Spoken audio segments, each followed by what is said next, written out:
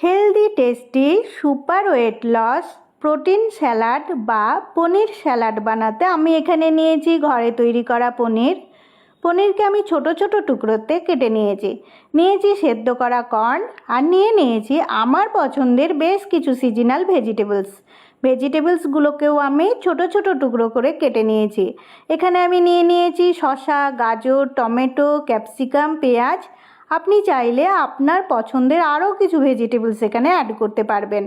উপর দিয়ে ছড়িয়ে দিলাম ঘরে তৈরি করা গ্রিন চাটনি আর সমস্ত উপকরণকে ভালোভাবে মিশিয়ে নিলাম।